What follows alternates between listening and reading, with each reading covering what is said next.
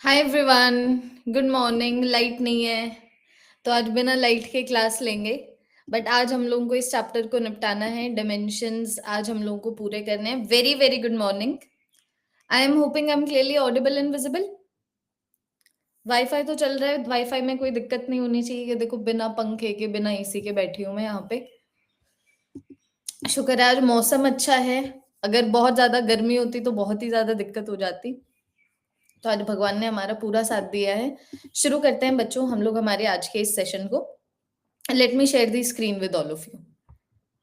एक बार ये कंफर्म करो, is this visible? Visible visible. Oh, screen हट गई, रुको, लेट मी शेयर अगेन। अब बताओ, इज दिस विजिबल?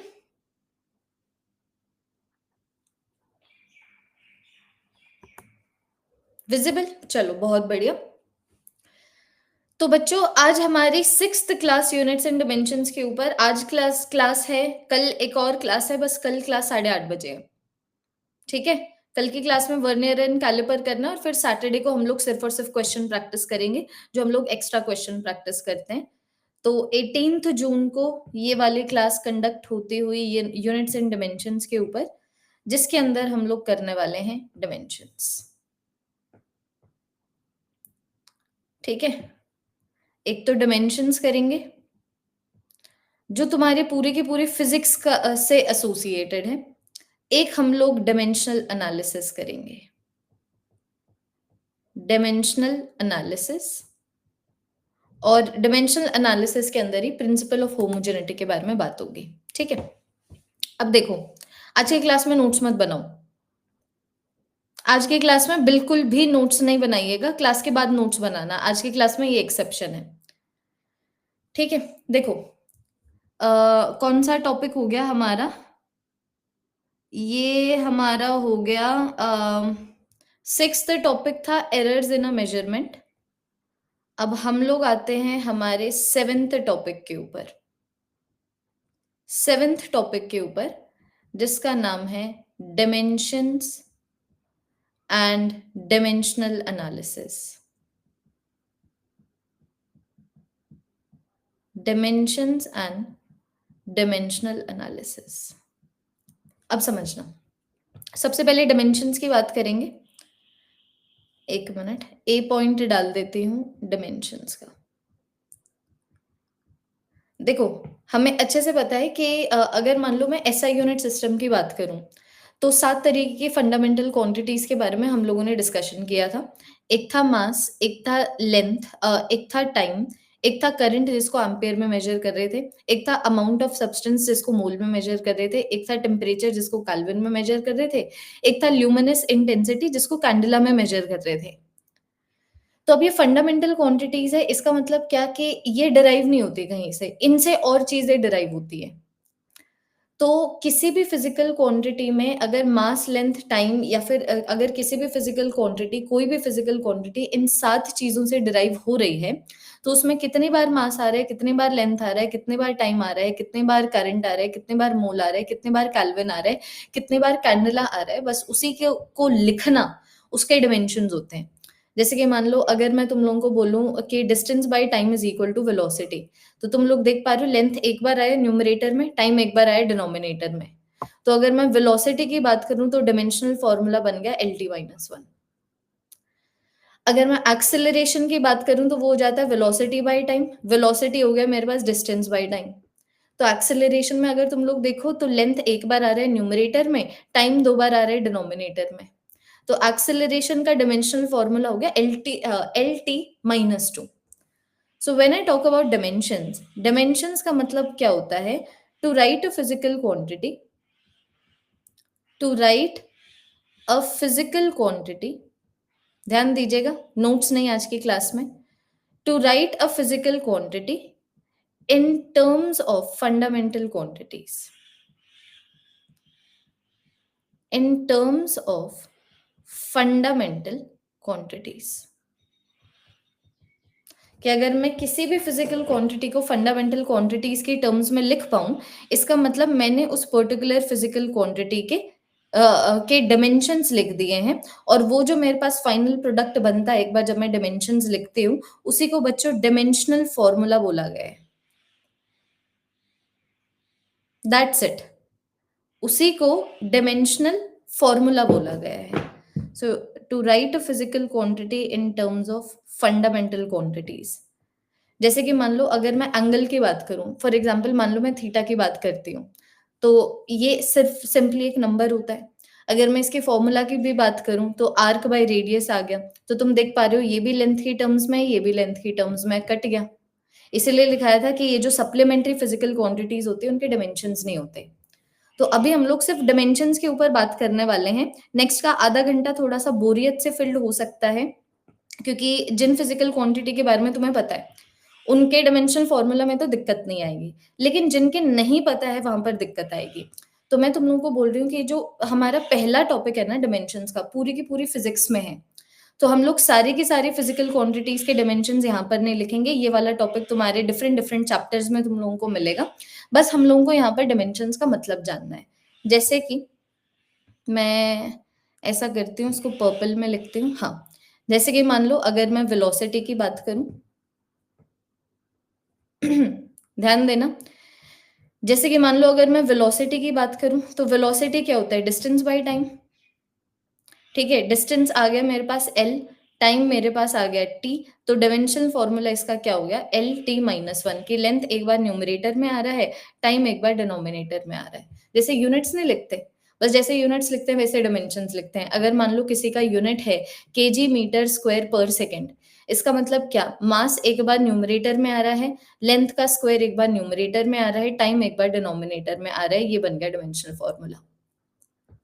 जैसे कि मान लो अगर बच्चों मैं फोर्स की बात करूं, ठीक है, तो फोर्स मेरे पास क्या होता है, फोर्स होता है मेरे पास मास इनटू एक्सेलरेशन। तो मास मेरे पास आ गया m, एक्सेलरेशन मेरे पास आ गया एल टी माइनस टू। अभी बताया तुम्हें acceleration velocity by time, velocity मेरे पास आ गया डिस्टेंस बाय टाइम। तो एक बार न्यूमरेटर में लेंथ आ रहा है और दो बार टाइम आ रहा है डिनोमिनेटर में, एल टी माइनस टू, ये यहाँ पर लिख दिया। तो फोर्स का डिमेंशनल फॉर्मूला मेरे पास कितना बन गया, M L T minus two. पूरे के पूरे फिजिक्स में जितने भी फिजिकल क्वांटिटीज है सबके डायमेंशन तुम्हें लिखने आने चाहिए।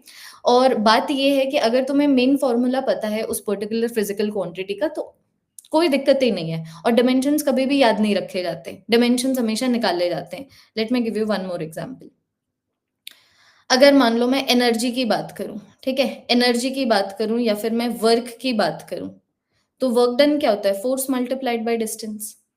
तो फोर्स का डायमेंशनल फॉर्मूला अभी हम लोगों ने निकाला है L T minus two, distance का आ गया एल, तो ये मेरे पास क्या बन गया, M L two T minus to.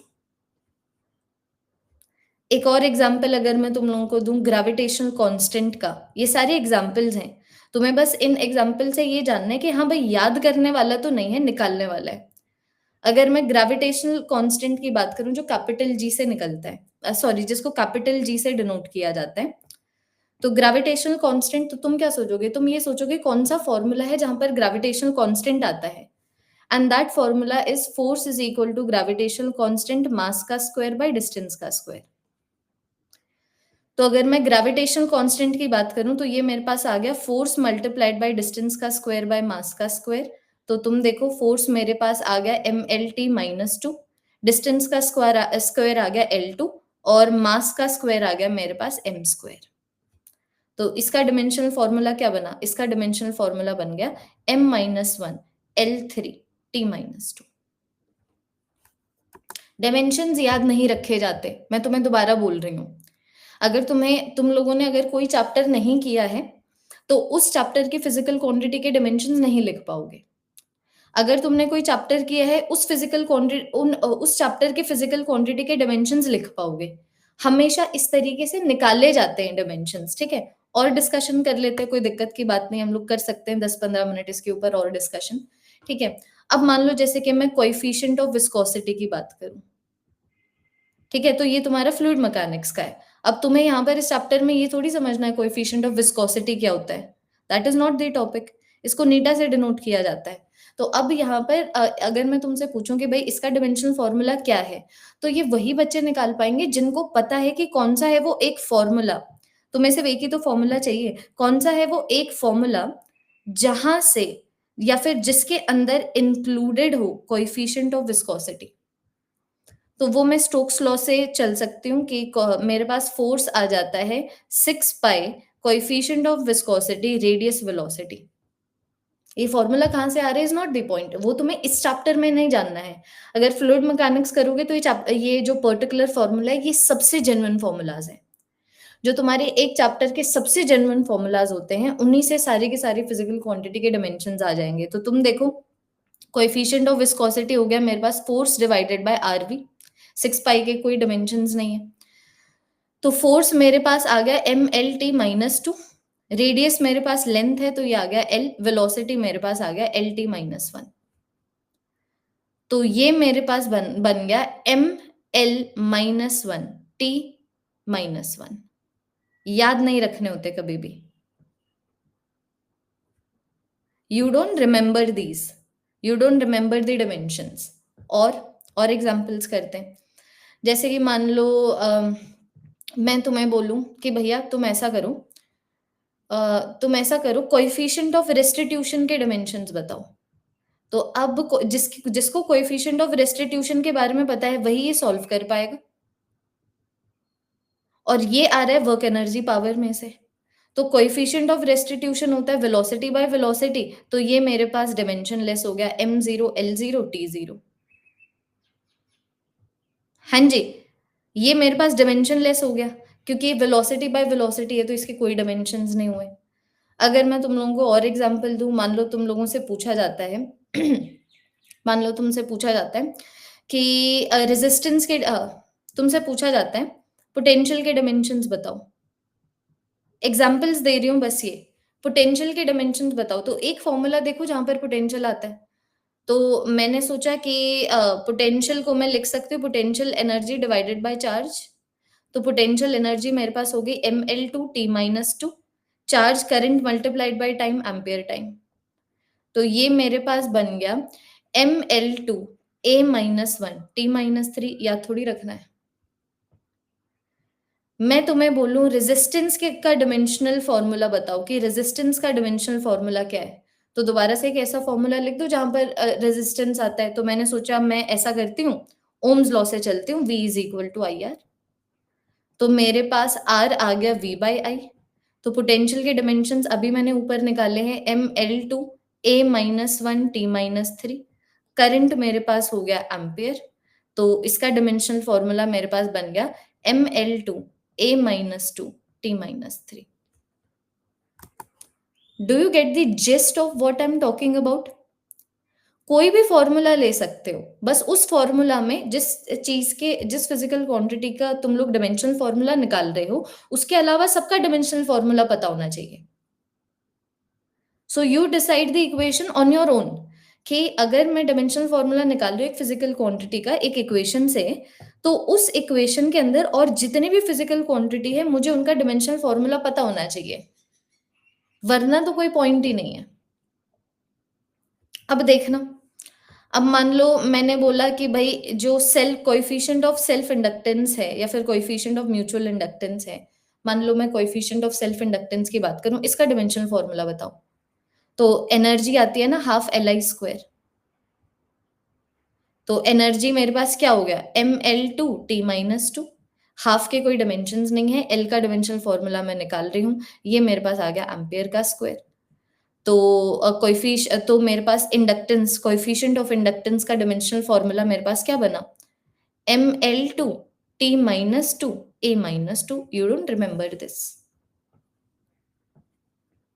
कोई भी एग्जामिनर तुम्हारी यहाँ पर मेमोरी नहीं चेक कर रहा है कि डायमेंशनल फॉर्मूला इस बच्चे को याद है कि नहीं है, निकालना आता है कि नहीं है। बस ये है जो चैप्टर तुमने नहीं किया होगा उस पर्टिकुलर चैप्टर के फिजिकल क्वांटिटी के डायमेंशंस तुम लोग निकाल ही नहीं पाओगे। और कोई फिजिकल क्वांटिटी जिसको तुम चाहते हो मैं लूं? हाँ जी, बताओ, तुम रैंडम फिजिकल क्वांटिटीज बोल दो, 8:30 तक यही करने वाले हैं। और बताओ स्पेसिफिक हीट, स्पेसिफिक हीट हो गया, मैग्नेटिक फील्ड हो गया, इलेक्ट्रिक फील्ड हो गया, करते हैं आज। तो मैंने तुम्हें बोला कि जो स्पेसिफिक हीट है, सिर्फ़ फ़ॉर्मूला आना चाहिए बच्चों, ठीक है? स्पेसिफिक हीट का के क्या डायमेंशंस है, तो कोई भी एक फ़ॉर्मूला ढूँढ लो, जहाँ पर स्पेसिफिक हीट आता है। तो मेरे पास बच्चों इंटरनल एनर्जी हो जाती है मेरे पास मास, स्पेसिफिक हीट, टेम्परेचर, या फिर change in internal energy is mass, specific heat, change in the temperature. अब यहाँ से निकाल लो। अब यहाँ से निकालो, इंटरनल एनर्जी एनर्जी है mL2T-2, मास मेरे पास m आ गया, स्पेसिफिक हीट मैं निकाल ही रही हूँ, टेम्परेचर मेरे पास केल्विन में आ गया। तो अगर मैं स्पेसिफिक हीट की बात करूँ, इसका डायमेंशनल फॉर्मूला कितना बना? L2T-2 K-1। अगर मान लो मैं तुम्हें बोलूँ इलेक्ट्रिक फील्ड का डायमेंशनल फॉर्मूला बताओ, ठीक है? इलेक्ट्रिक फील्ड का डायमेंशनल फॉर्मूला बताओ। एक फॉर्मूला लिख दो इलेक्ट्रिक फील्ड का, तो मुझे पता है electric field force divided by charge होता है। तो फोर्स मेरे पास आ गया mLT-2, चार्ज मेरे पास आ गया एम्पियर टाइम, तो ये मेरे पास क्या बना? ये मेरे पास बना mL A-1 T-3। देखो, मैंने तुम्हें बोला कि भैया ऐसा करो, मैग्नेटिक फील्ड के डायमेंशंस बताओ, ठीक है? मैग्नेटिक फील्ड के डायमेंशंस बताओ जिसको B से डिनोट किया जाता है। तो एक फॉर्मूला जहाँ पर मैग्नेटिक फील्ड आती है, तो अब ये फॉर्मूला उन्हीं बच्चों को पता होगा जिन्होंने चैप्टर नंबर 4 किया हुआ है क्लास 12th फिजिक्स का, which is moving charges and magnetism. वरना कोई पॉइंट ही नहीं है, और अभी जानने का अभी कोई पॉइंट नहीं है। जब वो चैप्टर करोगे तब क्लियर हो जाएगा कि फॉर्मूला कहाँ से आता है। अभी तुम ये बस ये जान के चलो कि ये जो मैं यहाँ पर डॉटेड लाइन्स के रेक्टेंगल में ये जो फॉर्मूलाज रख रही हूँ, फॉर्मूला कहाँ से आ रहे हैं is not the discussion right now, that is the discussion of the respective chapters. लेकिन अगर फॉर्मूला पता हो तो किस तरीके से डायमेंशनल फॉर्मूला निकाला जाता है, दैट इज द टॉपिक। तो मैंने लॉरेंट्ज फोर्स से मैं चल रही F is equal to QVB, तो मेरे पास B आ गया F/QV, ठीक है? फोर्स मेरे पास आ गया mLT-2, चार्ज बच्चों मेरे पास आ गया एम्पियर टाइम, वेलोसिटी मेरे पास आ गया LT-1। तो ये मेरे पास क्या बना? ये मेरे पास बना mT-2 A-1। याद थोड़ी रखेंगे, मैग्नेटिक फील्ड का डायमेंशनल फॉर्मूला याद थोड़ी रखेंगे। सरफेस टेंशन करो, फोर्स बाय लेंथ। हाँ जी, ठीक है। अब तुम्हें मतलब समझ आ गया? बहुत सारी फिजिकल क्वांटिटीज है, मुझे ये बताओ मतलब समझ आ गया? बोल्ट्जमैन्स कांस्टेंट, आ जाओ, अभी हमारे पास 5 मिनट है, इसीलिए मैं तुम्हारे और जो ये तुम फिजिकल क्वांटिटी लिख रहे हो उनके डायमेंशंस में करवा सकती हूँ, ठीक है? मैं तुम लोगों को बस ये बताना चाहती हूँ इस ए पॉइंट से कि डायमेंशंस बार-बार बोल रही हूँ क्योंकि तुम्हें एक बार में समझ नहीं आता, डायमेंशंस याद नहीं रखे जाते, डायमेंशंस निकाले जाते हैं। आप किसी भी फिजिकल क्वांटिटी के डायमेंशंस निकाल लोगे अगर वो फिजिकल क्वांटिटी जिस फिजिक्स के चैप्टर में है वो आपने पढ़ लिया है। और ये सारी फिजिकल क्वांटिटी के डायमेंशंस हम उनके रिस्पेक्टिव चैप्टर्स में भी करेंगे। जितने भी फिजिकल क्वांटिटीज आएंगी सबके डायमेंशंस तभी के तभी डिस्कस होंगे। अब मान लो एक बच्चे ने बोला है बोल्ट्जमैन्स कांस्टेंट, बोल्ट्जमैन्स कांस्टेंट जिसको केबी से डिनोट किया जाता है, कोई भी एक इक्वेशन, तो देखो PV is equal to number of molecules Boltzmann's constant multiplied by temperature. तो मेरे पास आ गया बोल्ट्जमैन्स कांस्टेंट के डायमेंशंस हो गए पीवी के dimensions divided by number of molecules के डिवाइडेड बाय टेम्परेचर के। पीवी एनर्जी होती है तो मुझे सॉल्व करने की जरूरत ही नहीं है, mL2T-2। नंबर के कोई डायमेंशंस नहीं होते, ये मेरे पास आ गया केल्विन, तो ये मेरे पास बन गया mL2T-2 K-1। अगर यहीं पे मैं बात करती हूँ गैस कांस्टेंट की, जिसको आर से डिनोट किया जाता है, तो PV is equal to NRT where small N is the number of moles. तो गैस कांस्टेंट आ गया PV divided by number of moles divided by the temperature. तो पीवी एनर्जी है mL2T-2, नंबर ऑफ मोल्स का आ गया मेरे पास MOL, temperature का आ गया केल्विन, तो ये मेरे पास क्या बना? ये मेरे पास बना mL2 T-2 per Kelvin per mole.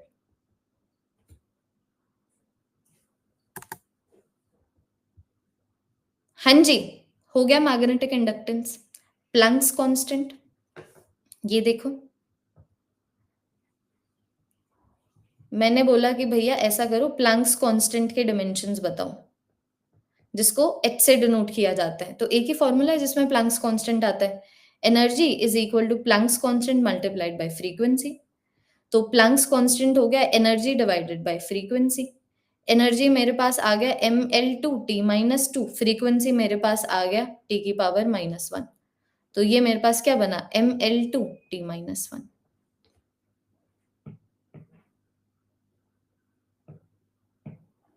ये देखिए, अभी सिंस हमारे पास टाइम है, ये देखो अब की बार अगर मैं स्टीफेंस बोल्ट्जमैन कांस्टेंट की बात करूं,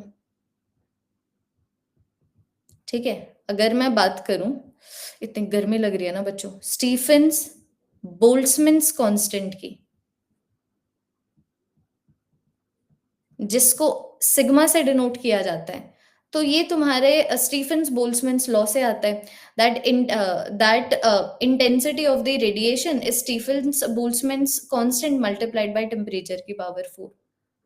तो मेरे पास स्टीफेंस बोल्ट्जमैन कांस्टेंट आ गया इंटेंसिटी बाय टेम्परेचर की पावर 4।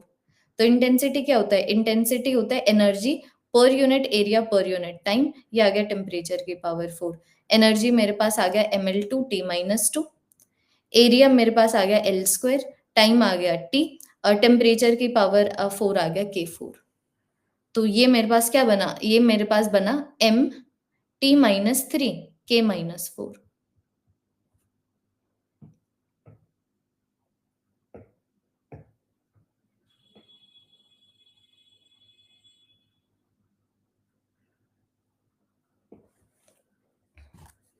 हाँ जी, जानना सीखिए, बल्क मॉडुलस स्टीफेंस, बहुत सारे और भी फिजिकल क्वांटिटीज हैं। हो गया 830। Do you know, did you understand how to find the dimensional formula of a physical quantity? You don't have to remember. जितनी भी फिजिकल क्वांटिटीज है, जब भी चैप्टर में इंट्रोड्यूस होंगी, सबसे पहली चीज हम लोग यही करने वाले हैं कि हम लोग डायमेंशनल फॉर्मूला निकालें। ठीक है, अभी तुम लोगों को यहाँ पर इस चैप्टर में बस पता होना चाहिए कि डायमेंशनल फॉर्मूला को निकालने का मेथड क्या है। तो ये था हमारा ए पॉइंट, जिसके अंदर हम लोगों ने बात की डायमेंशंस की। अब ना, now that we know a little bit about dimensions, कि हाँ भाई डायमेंशंस क्या होते हैं, ठीक है, डायमेंशंस क्या होते हैं, डायमेंशनल फॉर्मूला क्या होता है।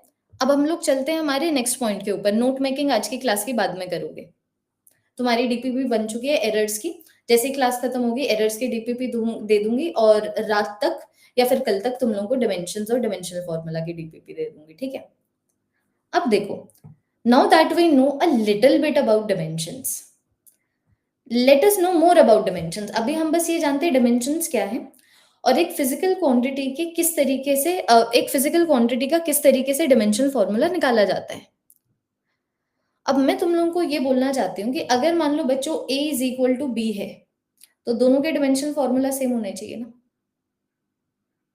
या फिर अगर मैं तुम्हें बोलूं कि तुम a प्लस बी कर पा रहे हो, तो a और b के डायमेंशन सेम होने चाहिए।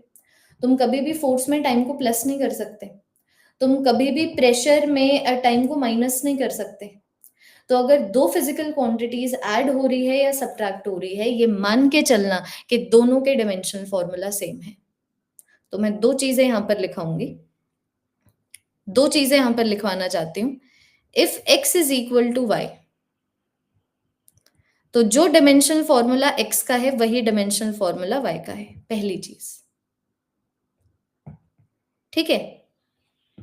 दूसरी चीज ये देखना, दूसरी चीज, अगर मान लो तुम x और y को ऐड कर पा रहे हो, या फिर x और y को एक दूसरे से सब्ट्रैक्ट कर पा रहे हो, तो भी मान के चलना सिर्फ और सिर्फ वो फिजिकल क्वांटिटीज जो सेम डायमेंशंस की हो ऐड होती है या फिर सब्ट्रैक्ट होती है। आप कभी भी फोर्स में टाइम को माइनस नहीं कर सकते, आप कभी भी प्रेशर में वॉल्यूम को ऐड नहीं कर सकते। These are the rules of principle of homogeneity.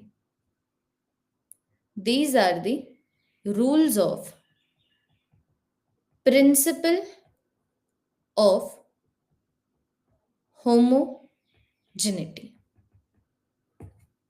एक बार जरा सा देखिए कि अगर मान लो left hand side is equal to right hand side, if left hand side is equal to right hand side, then the dimensional formula on the left hand side is equal to the dimensional formula on right hand side. कि अगर मान लो मैं तुम्हें बोलूं a multiplied by b c है, इसका मतलब इन दोनों को मिला के जो फाइनल डिमेंशनल फॉर्मूला बनता है, it is equal to the dimensional formula of C. बहुत बात करेंगे इसके ऊपर. तीसरी चीज जो तुम्हें पता होनी चाहिए, अगर मान लो ट्रिगोनोमेट्रिक फंक्शन के बाद अगर कोई भी चीज आ रही है तो मान के चलना वो एंगल है, एंगल का डिमेंशनल फॉर्मूला नहीं होता. चौथी चीज, कभी भी अगर मैं किसी भी पावर की बात करूं, जैसे कि मैंने बोला x की पावर b, तो मान के चलना b is a power, b एक पावर है, इसका मतलब b is a number, b is a number. इसका मतलब बिगेस्ट नंबर का डिमेंशनल फॉर्मूला नहीं होता, b is going to be डिमेंशनलेस.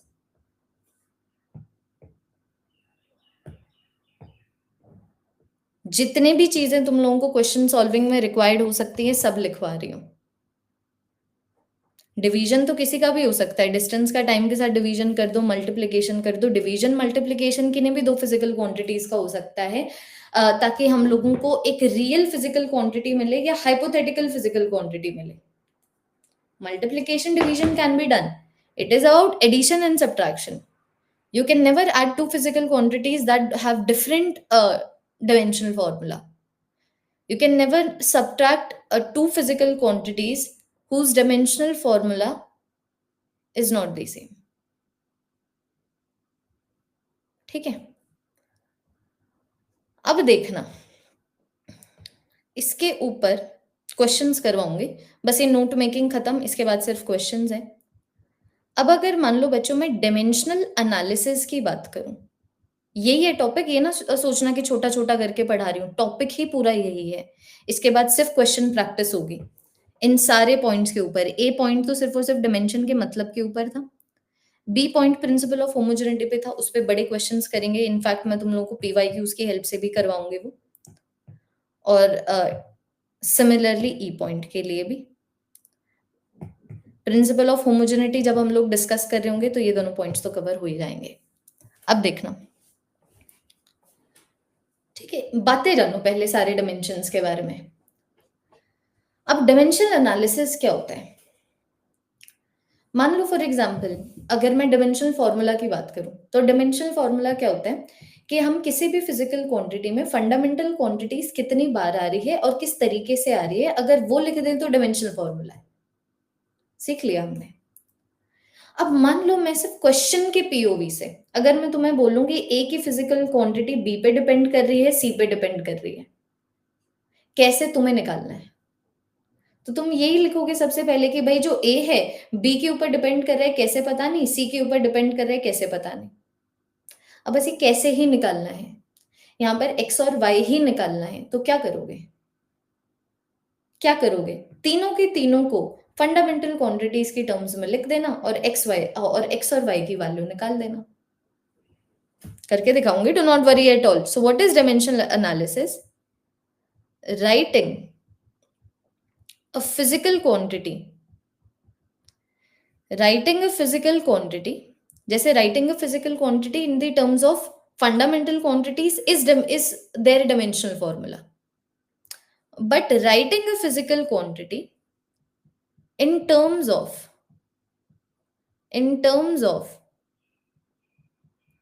multiple derived quantities,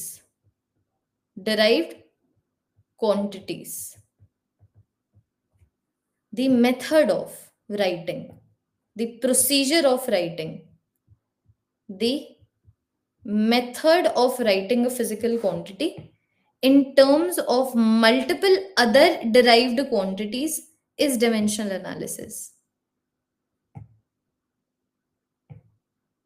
in terms of multiple derived quantities is dimensional analysis. और इसके अंदर क्या होता है, ध्यान देना, इसके मैं तुम लोगों को स्टेप्स बताती हूँ, लेकिन ये बहुत ही ज्यादा प्रैक्टिकल है, जब तक क्वेश्चन नहीं सॉल्व करेंगे तब तक कॉन्फिडेंस आएगा नहीं, फिर भी मैं स्टेप्स लिखवाती हूँ। इसके अंदर स्टेप 1 क्या होता है, जैसे कि मान लो मैंने तुम लोगों को ये बोला, ठीक है, मान लो मैंने तुम्हें ये बोला A depends on B and C, ठीक है। तो अब तुम्हारा स्टेप नंबर 1 क्या होना चाहिए, स्टेप नंबर 1 होना चाहिए right the equation. Step number 1 होना चाहिए कि भाई सबसे पहले इक्वेशन लिखो, कि मैंने बोला A जो है B पे डिपेंड कर रहा है, कैसे पता नहीं, C पे डिपेंड कर रहा है, कैसे पता नहीं, तो बस ये पता नहीं ही निकालना, ये x और y की वैल्यू ही निकालना है। इस पूरे के पूरे प्रोसीजर को डिमेंशनल एनालिसिस बोला गया है। स्टेप 2, अब ए बी और सी में डायरेक्ट रिलेशनशिप है नहीं, तो म्यूचुअल फ्रेंड्स को बुलाएंगे, write A B and C in terms of fundamental quantities, in terms of fundamental quantities,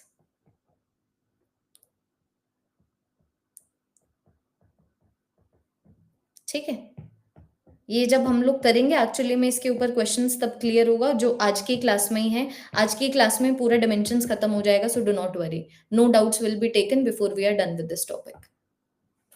तो अगर मान लो ए बी और सी पे डिपेंड कर रही है, सबसे पहले तो इक्वेशन लिख दी कि हाँ भाई ए बी पे डिपेंड कर रही है, कैसे पता नहीं, सी पे डिपेंड कर रही है, कैसे पता नहीं, बट कर रही है।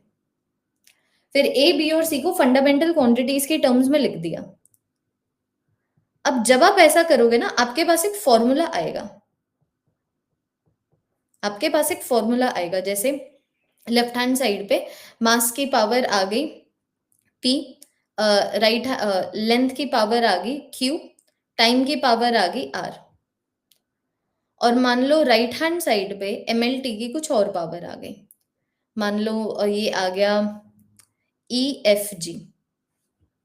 अब लगाओगे प्रिंसिपल ऑफ होमोजेनिटी कि भाई लेफ्ट हैंड साइड में, और if left hand side is equal to right hand side, then the dimensional formula on the left hand side is equal to the dimensional formula on the right hand side। इसका मतलब जो power mass की एक side पे है वही दूसरे side पे है, जो पावर लेंथ की एक साइड पे है वही दूसरे साइड पे है, जो पावर टाइम की एक साइड पे है वही दूसरे साइड पे है।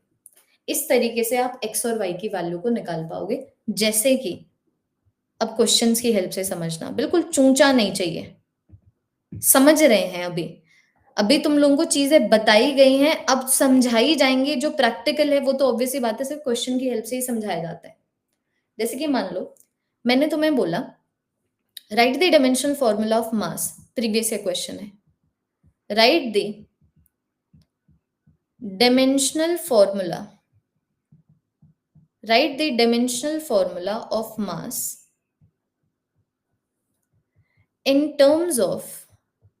in terms of gravitational constant,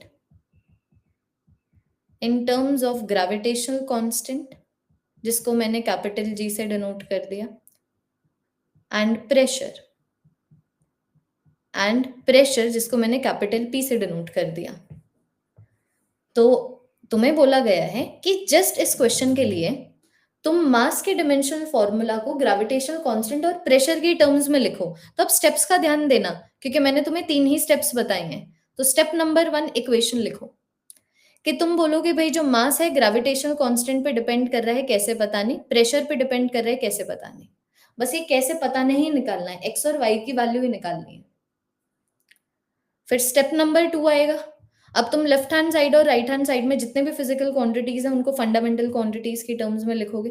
तो लेफ्ट हैंड साइड में तो मास ही है, राइट हैंड साइड पे ग्रेविटेशनल कांस्टेंट आ गया। तुम्हें नहीं याद, तुम्हें निकालना सिखा दिया, मुझे याद है तो मैं लिख रही हूँ m-1 L3T-2। और अगर मैं प्रेशर की बात करूं तो प्रेशर हो जाता है फोर्स बाय एरिया, तो ये आ गया MLT-2, ये आ गया L2, तो ये मेरा बना ML-1T-2। M L minus one T minus two. तो स्टेप 2 में मैंने क्या किया, जितने भी फिजिकल क्वांटिटीज थी उनको मैंने फंडामेंटल क्वांटिटीज के टर्म्स में लिख दिया, उसको मैंने फंडामेंटल क्वांटिटीज के टर्म्स में लिख दिया। अब स्टेप 3 पे जाओ और देखो मास, लेंथ और टाइम, मतलब जितने भी फंडामेंटल फिजिकल क्वांटिटीज है एक्चुअल में उनके उनकी क्या पावर बैठ रही है लेफ्ट हैंड साइड में और राइट हैंड साइड में। तो यहाँ पर लेफ्ट हैंड साइड में मास की पावर बन रही है 1, एल की 0, टी की 0। राइट हैंड साइड में मास की पावर बन रही है -x+y। लेंथ की बन रही है 3x-y। ठीक है। टाइम की बन रही है -2x-2y।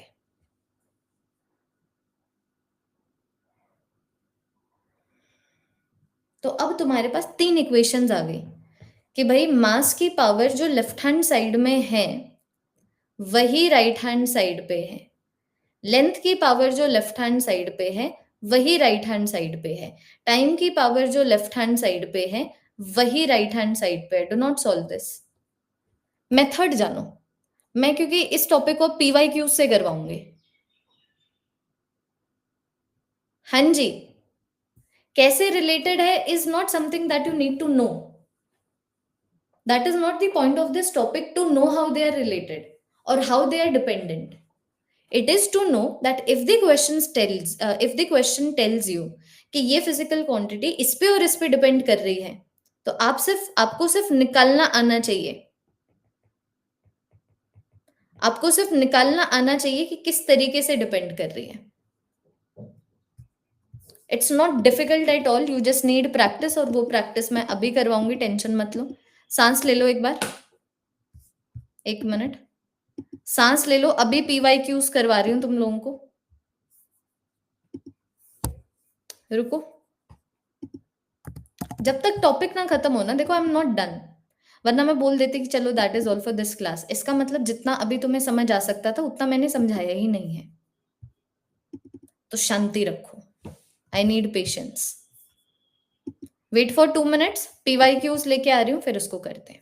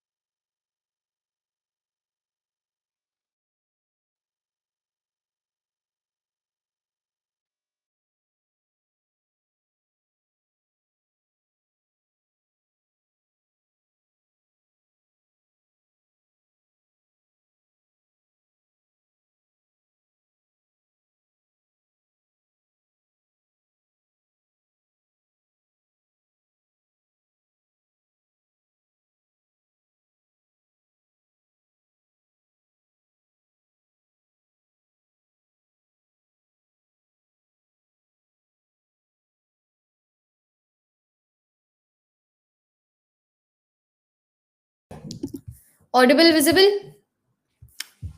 हाँ जी, 2025 का भी क्वेश्चन करवाऊंगी, डू नॉट वरी बच्चों। Audible, visible?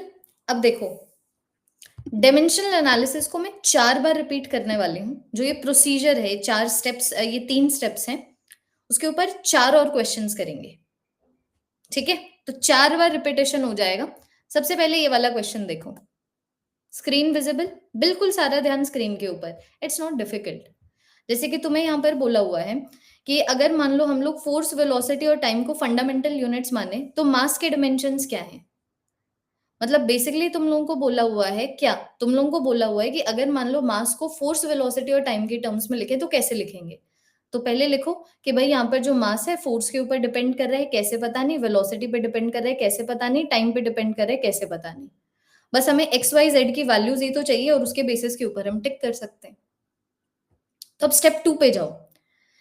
अब तुम क्या करोगे ना, म्यूचुअल फ्रेंड को बुलाओगे। अब तुम इन सारी चीजों को फंडामेंटल यूनिट्स के टर्म्स में लिखोगे, तो लेफ्ट हैंड साइड में तो सिर्फ मास आ गया। राइट हैंड साइड पे एक फोर्स को मैंने लिख दिया mlt-2, वेलोसिटी को मैंने लिख दिया lt-1, और टाइम तो मेरा टाइम ही है, तो ये मेरे पास आ गया t। अब स्टेप 3 पे जाओ और देखो मास, लेंथ और टाइम, या फिर ये जो एक्चुअल फंडामेंटल क्वांटिटीज हैं, उनका क्या पावर है लेफ्ट हैंड साइड पे, राइट हैंड साइड पे। अब लेफ्ट हैंड साइड पे देख रही हूँ मास की पावर 1 है, ठीक है, टाइम की पावर 0 है, लेंथ की पावर 0 है। राइट हैंड साइड पे बात करूं तो मास की पावर मेरे पास आ गई x, टाइम की पावर आ गई -2x - y + z। हम लोग ऑलरेडी पावर से डील करना सीख चुके हैं। और लेंथ मेरे पास आ गया x + y। तो खत्म। जो पावर मास की लेफ्ट हैंड साइड पे है वही राइट हैंड साइड पे है, जो पावर टाइम की लेफ्ट हैंड साइड पे है वही राइट हैंड साइड पे है, जो पावर लेंथ की लेफ्ट हैंड साइड पे है वही राइट हैंड साइड पे है। तो एक इक्वेशन मेरे पास बन गई, x = 1, मतलब फोर्स की पावर 1 आनी चाहिए, हर जगह 1 है, so this does not help. एक मेरे पास आ गया x + y = 0, लेकिन x की वैल्यू तो 1 है, इसका मतलब 1 + y = 0। ये देखो y की वैल्यू आ गई -1। इसका मतलब क्या, वेलोसिटी की पावर -1 होनी चाहिए। तो वेलोसिटी की पावर -1 एक तो ये वाले ऑप्शन में है, एक ये वाले ऑप्शन में है। x और y की वैल्यू आ चुकी है, अब z की भी निकाल लेंगे। 3 इक्वेशंस हैं, 3 वेरिएबल्स हैं। तो मैं देख पा रही हूँ लेफ्ट हैंड साइड पे टाइम की पावर 0 है, राइट हैंड साइड पे -2x - y प्लस z है। दिस इज z, ये z है, x नहीं है।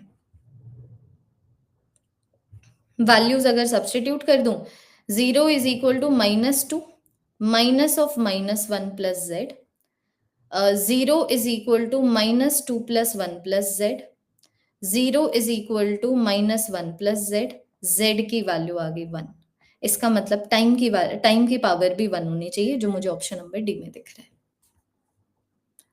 पहले के 3 स्टेप्स फिजिक्स हैं, उसके बाद सिर्फ और सिर्फ कैलकुलेशंस हैं, और वो भी सिर्फ एडिशन सब्ट्रैक्शन वाले। Option number D gives you the correct option. हो गया एक बार रिपीटेशन, एक और बार रिपीट करती हूँ। ये देखना, 2015 का क्वेश्चन। तुम्हें बोला हुआ है अगर हम लोग क्रिटिकल वेलोसिटी को ऐसे डिनोट कर सकते हैं, जहां पर eta is the coefficient of viscosity, जहां पर eta is the coefficient of viscosity, rho is the density and R is the radius of the tube, तो एक्स वाई जेड की वैल्यू बताओ। तो स्टेप नंबर 1 लिखो। What is step number 1? तुम देख पा रहे हो कि मुझे बेसिकली ये बोला जा रहा है कि आप ये बताओ कि वेलोसिटी को नीटा, रो और आर की टर्म्स में कैसे लिखा जाता है। सो दिस इज डायमेंशनल एनालिसिस। तो मैं मेन इक्वेशन लिखूंगी कि भाई यहाँ पर जो वेलोसिटी है नीटा पे डिपेंड कर रही है, कैसे पता नहीं, डेंसिटी पे डिपेंड कर रही है, कैसे पता नहीं, रेडियस पे डिपेंड कर रही है, कैसे पता नहीं। स्टेप नंबर 2 में क्या करोगे, जितने भी physical quantities left hand side और राइट हैंड साइड पे है, सबको फंडामेंटल की टर्म्स में लिखो। तो वेलोसिटी आ गया lt-1, ठीक है। नीटा के डायमेंशंस अगेन याद नहीं होने चाहिए, बट मैंने तुम लोगों को आज की क्लास में ही I believe coefficient of viscosity करवाया था, mt-1 l-1। तो ये मेरे पास आ गया mt-1 l-1। डेंसिटी मेरे पास क्या आ गया, मास बाय वॉल्यूम, तो मास न्यूमरेटर में, लेंथ की पावर 3 डिनोमिनेटर में, तो ml-3। रेडियस मेरे पास लेंथ है तो ये आ गया L। स्टेप नंबर 3 में क्या करते हो? अब स्टेप नंबर 3 में तुम फाइनली देखते हो कि जो असली मेरे पास फंडामेंटल क्वांटिटीज है उनकी पावर क्या है लेफ्ट हैंड साइड में और राइट हैंड साइड में। तो अगर मैं मास की बात करूं तो मास की पावर देखो 0 है लेफ्ट हैंड साइड में, ठीक है। लेंथ की पावर 1 है, टाइम की पावर -1 है। राइट हैंड साइड पे बात करूं तो मास की पावर आ गई x प्लस वाई, लेंथ की पावर आ गई -x -3y plus Z, time की पावर आ गई मेरे पास -x। तो अब मैं तुम्हें बोल रही हूं जो पावर मास की लेफ्ट हैंड साइड पे है वही राइट हैंड साइड पे है। यही तो तुम्हें बताया था। ये देखो एक बार जरा सा, what was this point? If x is equal to y, if left hand side is equal to right hand side, then the final dimension formula on the left hand side is also equal to the final dimension formula on the right hand side। तो जो मास की power left hand side पे वही right hand side पे, जो length की power left hand side पे वही राइट हैंड साइड पे, जो टाइम की पावर लेफ्ट हैंड साइड पे वही राइट हैंड साइड पे। अब वो इक्वेशन को पिक कर लो जो सबसे ज्यादा इजीली सॉल्वेबल लग रहा है। मेरे पास आ गया -x is equal to -1, x की वैल्यू 1 आ गई। तो x की वैल्यू 1 एक तो मुझे यहां पर दिख रही है, एक यहां पर दिख रही है, ठीक है। दूसरा मेरे पास आ गया x plus Y is equal to 0, इसका मतलब 1 plus Y is equal to 0, Y की वैल्यू आ गई -1, y की वैल्यू -1 यहां पर दिख रही है। Option number 3 gives you the correct option. सीखिए, क्वेश्चन प्रैक्टिस से कॉन्फिडेंस आता है, समझे? पहले से ज्यादा क्लैरिटी आनी चाहिए।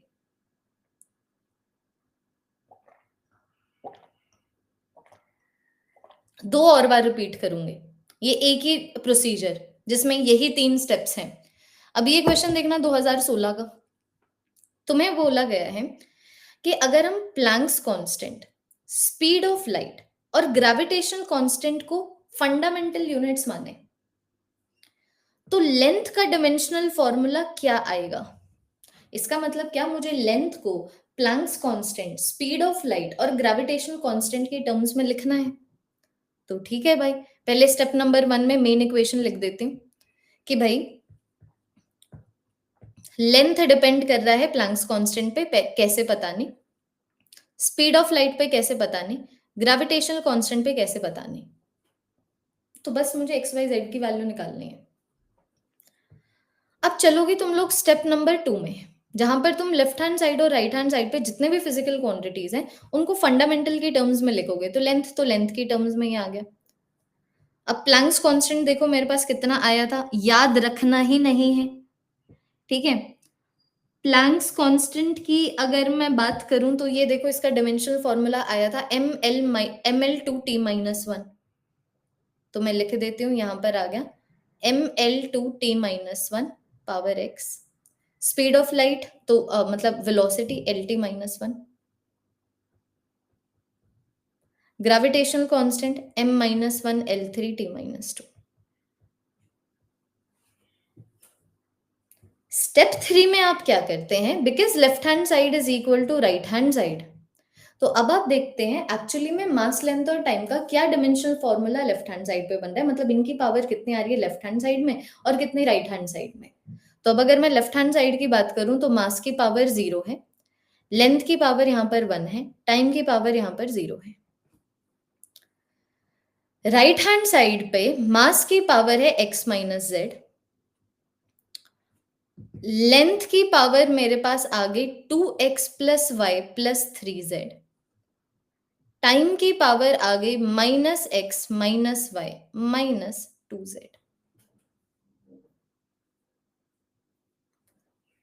तो अब एक एक करके जो मास की पावर लेफ्ट हैंड साइड पे है वही राइट हैंड साइड पे होगी, जो लेंथ की पावर लेफ्ट हैंड साइड पे है वही राइट हैंड साइड पे होगी, जो टाइम की पावर लेफ्ट हैंड साइड पे है वही राइट हैंड साइड पे होगी। तो अब एक एक करके अगर मैं सॉल्व करूं, ठीक है, 3 इक्वेशंस 3 वेरिएबल्स, अब यहाँ पर कोई फिजिक्स नहीं है। एक मेरे पास आ गया x minus Z is equal to 0, इसका मतलब x is equal to Z, तो जो पावर h की है वही g की होनी चाहिए, तो जो पावर h की है वही g की, एक तो यहां पर है एक यहां पर है, दोनों की पावर 1/2 है, तो बस इसको 1/2 लिख लिया। B smart. ऑप्शन में देखो ना, h और g की पावर सेम होनी चाहिए ना। ये देखो x is equal to z आ गया ना हमारे पास, तो जो इसकी पावर है वही इसकी पावर होनी चाहिए। तो यहाँ पर h की पावर देखो 1/2 है, g की पावर भी 1/2 है। यहाँ पर h की पावर 1/2 है लेकिन g की पावर -1/2 है। यहाँ पर g की पावर 1/2 है, h की पावर 1/2 टाइम्स ऑफ -3/2 है, मतलब डिफरेंट है ना। पावर सेम मुझे सिर्फ ऑप्शन नंबर ए और बी में दिख रहा है, और दोनों में h और g की पावर 1/2 है, तो खत्म करो, x और z की वैल्यू 1/2 ले लो और फिर दूसरी इक्वेशन पे चले जाओ। अब ये फिजिक्स नहीं है, अब मैंने सोचा कि पिंक वाली इक्वेशन उठाती हूँ। 2x plus Y, 2x plus Y plus 3z is equal to 1। तो मेरे पास आ गया 5x plus Y is equal to 1, 5/2 plus Y is equal to 1, y मेरे पास आ गया 1 माइनस 5/2, बोले तो -3/2। तो इसकी पावर होगी -3/2, मतलब डिनोमिनेटर में इसकी पावर 3/2 है, तो डिनोमिनेटर में इसकी पावर 3/2 ऑप्शन नंबर ए में दिख रहा है। ये इस चैप्टर का इकलौता इतना मैथमेटिकल टॉपिक है। बता दिया मुस्कान, रिकॉर्डिंग देख लेना अगर फिर भी मिस किया है तो, उसके ऊपर स्पेशली पिन पॉइंट करके 1 मिनट तक बात की है। Last repetition with the help of the question जो तुम लोगों को 2025 में देखने को मिला था। तुम्हें बोला हुआ है, देखो 2025 का क्वेश्चन पेपर ना ऐसे डिफिकल्ट नहीं था कि सॉल्व कैसे करना है, बस ये देखो ना कितना लेंदी सा है, कैसा बनाया हुआ है कि पता नहीं कितना डिफिकल्ट हो। डिफिकल्ट नहीं है ये क्वेश्चन। तो बलून है जिसके अंदर एक मटेरियल है एस की सरफेस टेंशन का, और उस बलून में जो आउटलेट है उसका एरिया ए है, उसके अंदर गैस है रो के डेंसिटी की, और स्फेरिकल शेप जो मतलब जो मेरे पास ये जो स्फेरिकल शेप ले लेता है कि मान लो अगर ये बलून है, ठीक है, तो इसका आउटलेट का एरिया ए है और ये जो स्फेरिकल शेप ले लेता है उसका रेडियस आर है। तो अब तुम्हें बोला हुआ है कि अगर मान लो जो रेडियस है वो टाइम के साथ चेंज होता है, ठीक है, अगर मान लो जो रेडियस है, मतलब जो रेडियस है वो आर से 0 तक जाता है कैपिटल टी के टाइम में। ये इतना सबकी जरूरत ही नहीं थी, तुम बस ये देखो ना, हम लोगों को कहानी क्यों ही जाननी है। टी टाइम है, एस सरफेस टेंशन है, ए एरिया है, रो डेंसिटी है, आर रेडियस है, खत्म।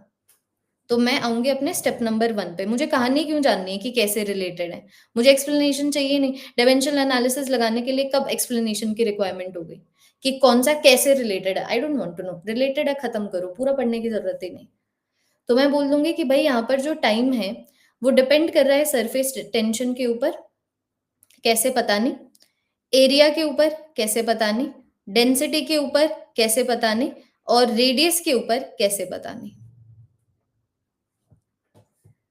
स्टेप नंबर 2 में अब हम क्या करेंगे, स्टेप नंबर 2 में अब हम सारी चीजों को उनके एक्चुअल फंडामेंटल क्वांटिटीज की टर्म्स में लिखेंगे।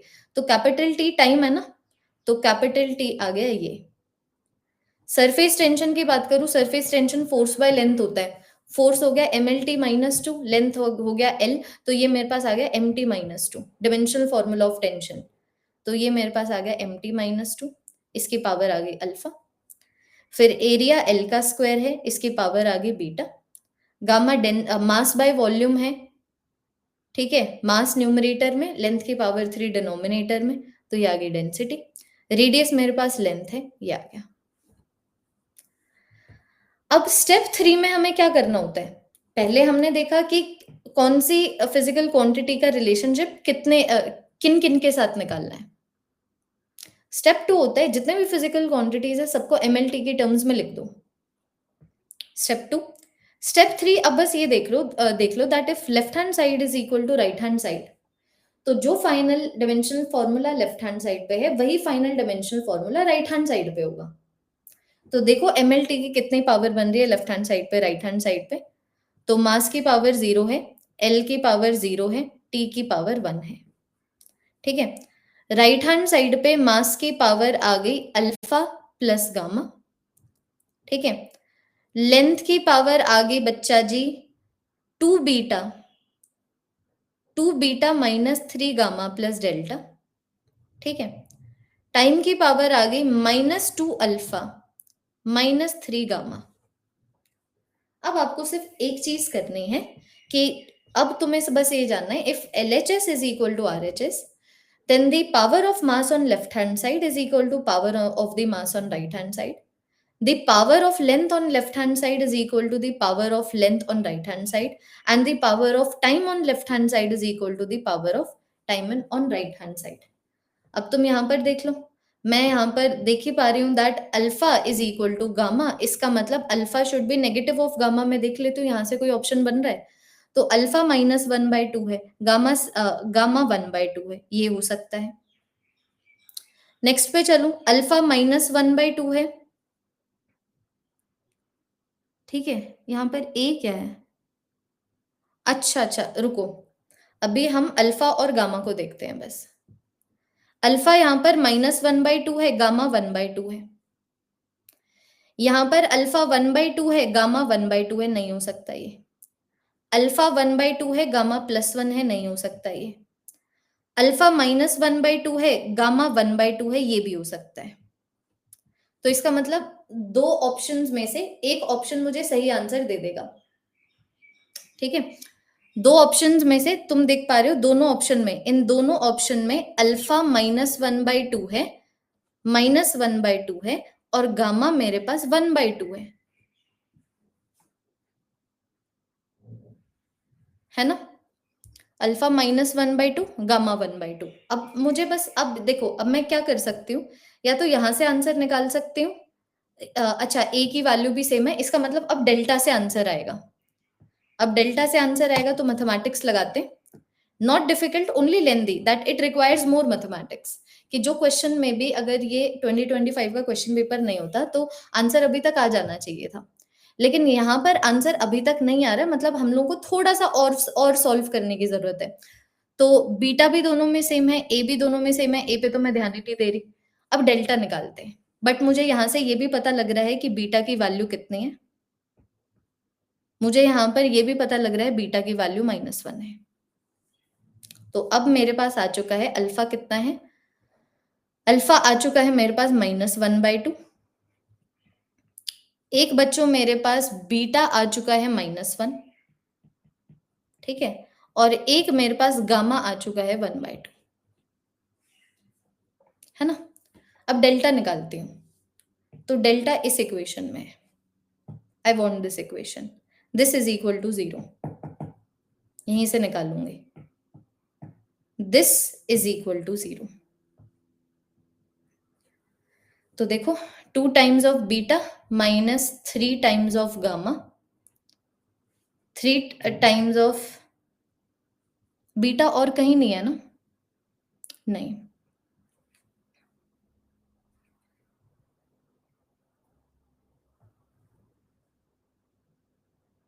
डेल्टा मुझे निकालना है, बीटा -1 है, so 2 times of -1 -3 times of 1/2 plus delta is equal to 0, -2 -3/2 plus delta is equal to 0।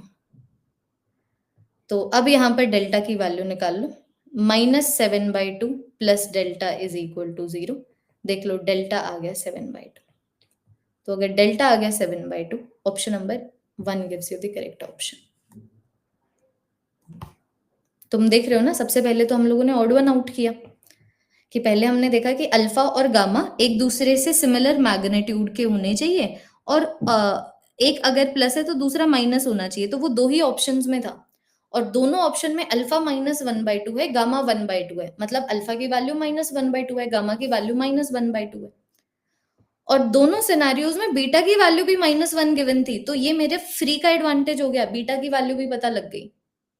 इसका मतलब अब मुझे सिर्फ डेल्टा की वैल्यू निकालनी थी, डेल्टा सिर्फ इस एक ही इक्वेशन में था, so this is equal to 0। मेरे पास बीटा है -1, गामा की वैल्यू भी मुझे क्वेश्चन नहीं बता दी है, बीटा की वैल्यू भी क्वेश्चन नहीं बता दी है, so option number 1 gives you the correct option. जहां पर जो आएगा बता दिया। ये देखिए, हाँ जी,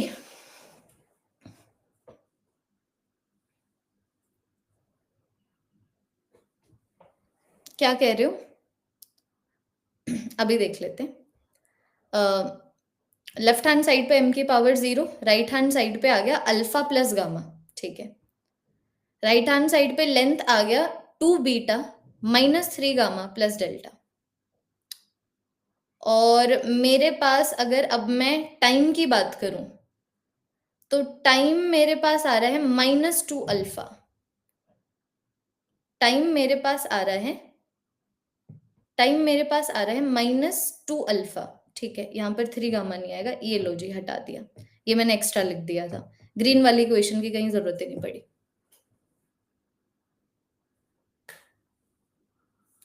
ये लो, made the correction, did not, इस स्टेप का तो कहीं ग्रीन वाली इक्वेशन को तो हम लोगों ने कहीं लिखा ही नहीं, तो ये जो छोटा सा मिसप्रिंट था वो corrected. How we have solve the question remains the same. हाँ, वो हटा दिया, जो एक्स्ट्रा लिखा था वो हटा दिया। तो तुमने देखा, alpha is equal to gamma के बेसिस पे ही मेरे पास दो ऑप्शंस आ गए, और दोनों ऑप्शंस बोल रहे हैं अल्फा -1 है, गामा 1/2 है, तो मेरे पास दो वैल्यूज आ गई। तो मुझे पता लग गया कि या तो ऑप्शन नंबर ए है या ऑप्शन नंबर 4 है। अब ऑप्शन नंबर ए भी बोल रहा है बीटा -1 है, ऑप्शन नंबर 4 भी बोल रहा है बीटा -1 है, तो बीटा की वैल्यू भी आ गई। तो फ्री फोकट की 3 वैल्यूज पता लग गई। इसकी हेल्प से अब सिर्फ डेल्टा निकालना था, डेल्टा ए की इक्वेशन में था। तो अल्फा की वैल्यू सब्सटीट्यूट, सॉरी गामा की वैल्यू सब्सटीट्यूट करी, बीटा की वैल्यू सब्सटीट्यूट करी, डेल्टा की वैल्यू आ गई। This is easy but lengthy, not difficult. देखो, not difficult, it required calculations but not difficult, है ना। तो ये हमारा है डायमेंशनल एनालिसिस, जो अब मैंने तुम लोगों को लिखवा के पूरे प्रॉपर स्टेप्स लिखवाए हुए हैं। एक जनरल क्वेश्चन करवा के तुम लोगों को 1 2 3 4 प्रीवियस ईयर क्वेश्चंस करवा दिए। अब मैं थोड़ा सा फोकस करना चाहूंगी नेक्स्ट के 15 मिनट्स के लिए प्रिंसिपल ऑफ होमोजेनिटी के ऊपर, जो तुम्हें बहुत इजी लगेगा, ठीक है। और फिर हमारा डिमेंशंस वाला topic once and for all खत्म। ये देखो, ये वाला क्वेश्चन देखना, समझो अभी हम किसके ऊपर क्वेश्चंस कर रहे हैं। डायमेंशंस में, डायमेंशंस एंड डायमेंशनल एनालिसिस में हमने देखा डायमेंशंस क्या होते हैं। बहुत सारी फिजिकल क्वांटिटीज के डिस्कशन से हमें पता लगा डायमेंशनल फॉर्मूला तक कैसे जाना होता है ना। फिर मैंने तुम लोगों को यहाँ पर 2 पॉइंट्स और लिखवाए थे। एक तो मैंने बोला था if x is equal to y, the dimensions on the left hand side is equal to dimensions on the right hand side, जो बेसिस बना हमारे डायमेंशनल एनालिसिस में, है ना, आगे भी बनेगा। दूसरी मैंने तुम्हें ये चीज भी बताई कि अगर कोई भी चीज ऐड या सब्ट्रैक्ट हो रही है, दो चीजें अगर ऐड या सब्ट्रैक्ट हो रही हैं, तो दोनों के सेम डायमेंशंस है। फिर मैंने तुम्हें ये बताया कि अगर कोई भी ट्रिगोनोमेट्रिक फंक्शन के बाद कुछ आता है तो that is angle, angle is always dimensionless. और एक और चीज मैंने तुम्हें ये बताई, कभी भी पावर हो, पावर एक नंबर होता है, वो भी डायमेंशनलेस होता है। अब मैं इनके ऊपर क्वेश्चन प्रैक्टिस करवाना चाहती हूँ, क्योंकि डायमेंशनल एनालिसिस के ऊपर तो हम लोगों ने काफी क्वेश्चन प्रैक्टिस कर ली। अभी तो हमारे पास एक और क्लास है जो सैटरडे को होगी, जिसके अंदर हम सिर्फ क्वेश्चंस करेंगे। तो ऑब्वियसली बात है, ज्यादा क्वेश्चंस किसके होंगे, एरर्स के और डिमेंशंस के, है ना। But for this class we are done with dimensional analysis. So now let us focus on the more question types, let us focus on the applications of other things जो मैंने तुम्हें dimensions में लिखवाए। जैसे ये देखना, तुम्हें बोला हुआ है x is equal to AT plus BT square. तो अगर x डिस्टेंस है, क्वेश्चन देखना, अगर x डिस्टेंस है, t टाइम है, तो b की यूनिट्स बताओ, b की यूनिट्स बताओ। तो जो यूनिट्स और डायमेंशंस बिल्कुल सेम तरीके से डील कर सकती हूँ मैं।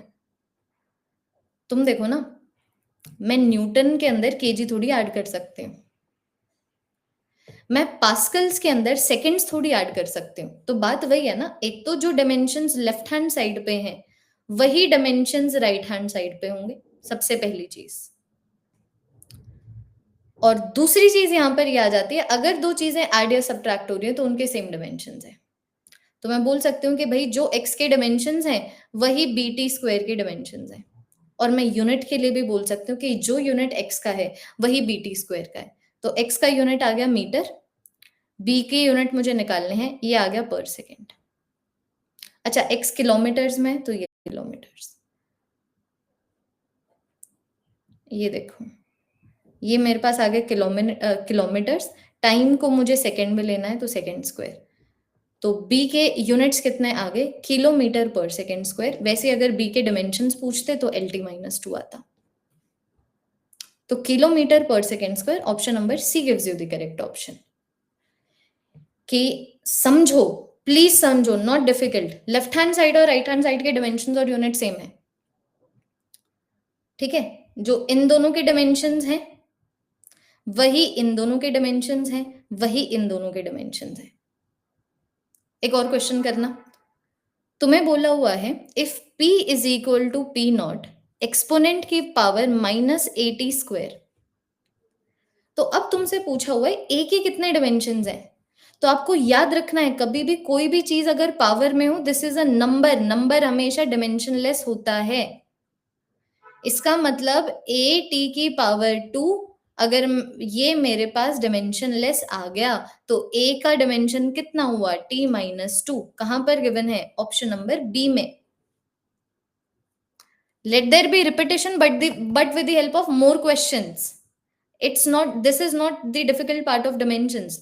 We are done with the difficult part of dimensions. इकलौता जो बहुत मैथमेटिकल पोर्शन था इस चैप्टर का, वो डायमेंशनल एनालिसिस था, कर गए हैं। ठीक है, अब ये क्वेश्चन देखना, तुम्हें बोला हुआ है velocity is equal to at plus b divided by t plus c।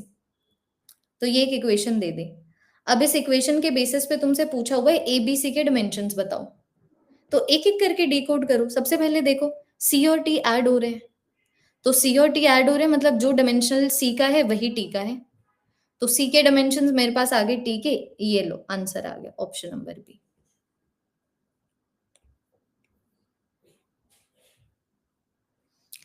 वैसे मान लो अगर नहीं आता, मान लो अगर यहां पर भी t गिवन होता, लेट अस अज्यूम कि मान लो यहां पर भी t गिवन है, अब मुझे a और b के डायमेंशंस भी निकालने हैं, तो एक एक करके डिकोड करो।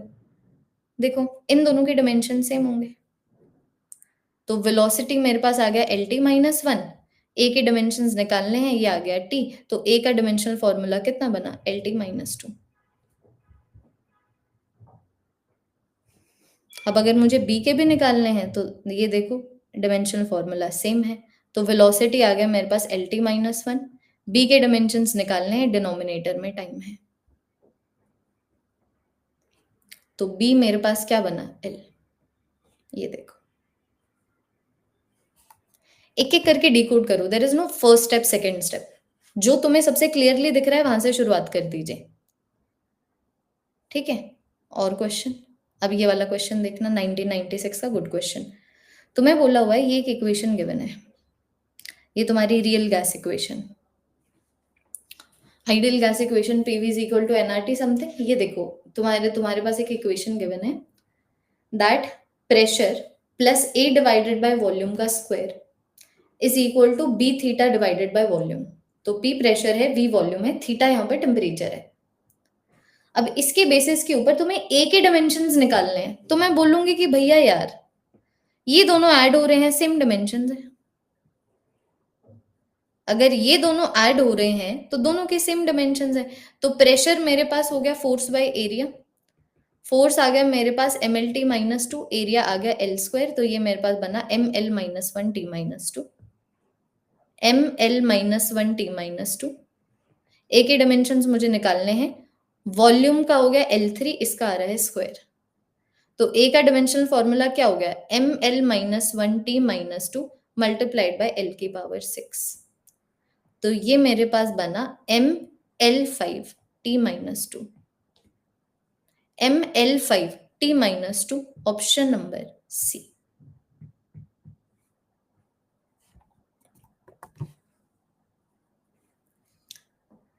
बहुत क्वेश्चन प्रैक्टिस करिए बच्चों हम लोगों ने आज की क्लास में, तुम देख पा रहे हो, ठीक है। और ये हमारा पूरा डिमेंशंस का टॉपिक खत्म, पूरा whatever was related to dimensions we are done. अब देखो दो और क्लासेस हैं यूनिट्स एंड डिमेंशंस पे, एक कल, कल तुम्हारी क्लास 8 बजे नहीं है, कल तुम्हारी क्लास 8:30 बजे है।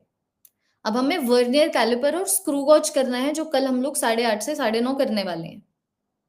फिर हमारा चैप्टर खत्म, फिर हम मिलेंगे संडे को, फिर हम मिलेंगे सॉरी सैटरडे को, सैटरडे जिसमें हम लोग अगेन यूनिट्स एंड डिमेंशंस के पूरे चैप्टर को लेके एडवांस्ड क्वेश्चंस करेंगे। हाँ कल बस पूरा चैप्टर खत्म ही है, सिर्फ वर्नियर कैलिपर और स्क्रू गॉज रहता है बच्चों।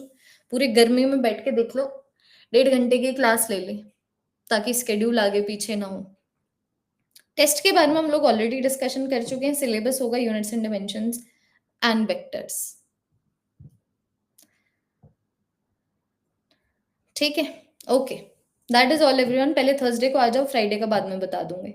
अभी हम लोग सिर्फ बात कर रहे थे इस चैप्टर की, इस चैप्टर के अंदर जो क्लासेस हैं सिर्फ उसकी। ओके, होपफुली आपको क्लास पसंद आई हो बच्चों, पसंद आई है तो इसको लाइक जरूर कीजिएगा। Take very good care, bye bye, goodbye बच्चों, गुड बाय।